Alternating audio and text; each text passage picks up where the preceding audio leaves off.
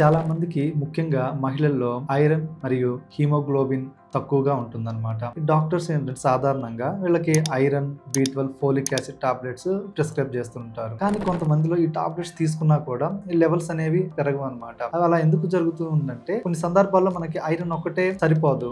ఈ ఐరన్ కి తోడు హిమోగ్లోబిన్ పెరగాలి అంటే మనం ఏంటంటే B2 రిబోఫ్లావిన్ అనే విటమిన్ కూడా చాలా అవసరం అనమాట. ఈ రిబోఫ్లావిన్ అనేది మనకి ఐరన్ అబ్జార్ప్షన్ లో యూజ్ అవుతుంది. అలాగే ఐరన్ ప్రాపర్ గా బాడీ యూజ్ చేసుకోవడంలో కూడా హెల్ప్ అవుతుంది. ఇటీవల స్టడీస్ ప్రకారం మన భారతదేశంలో 50% మందికి రిబోఫ్లావిన్ అనేది లోపంగా ఉంది.